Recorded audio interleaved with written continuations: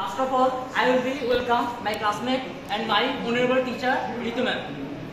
Begin to start, I will be introduce myself first. My name is Hridoy Hossain Mani, rule 240129, first year, 7th semester, and my teammates are Pangkunahar, Gokul Hussain, Shahnawaz, and Rohit Babu.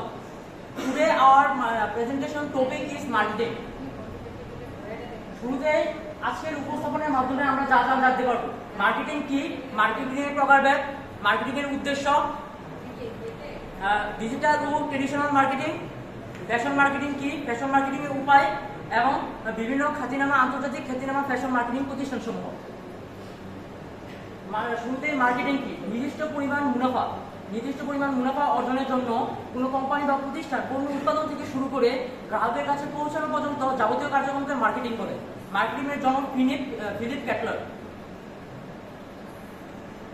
Marketing এর উদ্দেশ্য ক্রেতার নিকট পণ্য সম্বন্ধে ধারণা লাভ করা, ক্রেতার নিকট পণ্যকে উপস্থাপন করা, বাজারজাত প্রক্রিয়া সহজতর করা এবং বাজারে চাহিদা সৃষ্টি করা, সর্বোপরি ক্রেতার সাথে গ্রাহকের সুসম্পর্ক গড়ে তোলার মার্কেটিং এর উদ্দেশ্য।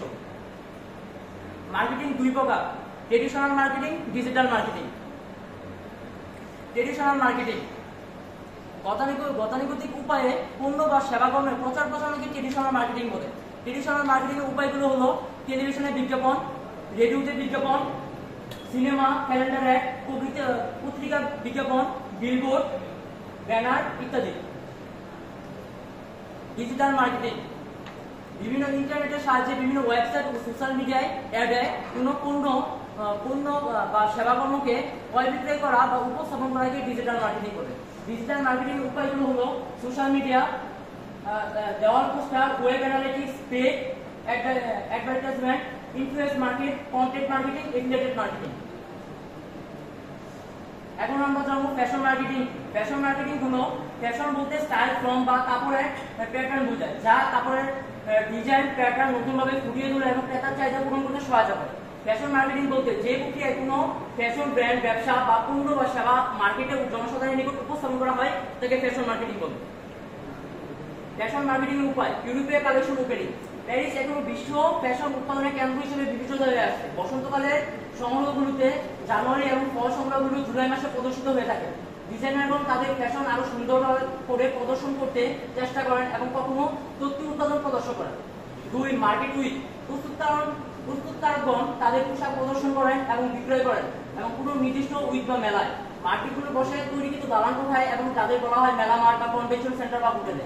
মার্কেট সাধারণত 3 দিন থেকে 2 সপ্তাহ পর্যন্ত টিকে থাকে।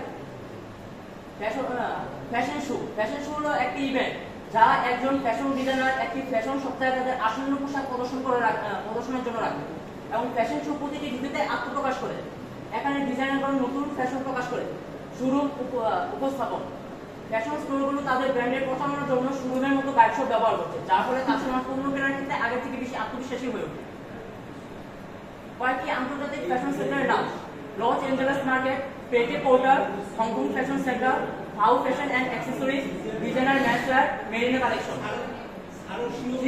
আজকের প্রেজেন্টেশনের মাধ্যমে আমরা যা যা শিখতে পারলাম: মার্কেটিং কি, মার্কেটিং এর উদ্দেশ্য, মার্কেটিং এর প্রকারভেদ, ট্রেডিশনাল ও ডিজিটাল মার্কেটিং, ফ্যাশন মার্কেটিং এর উপায়, আন্তর্জাতিক খ্যাতিনামা ফ্যাশন মার্কেট।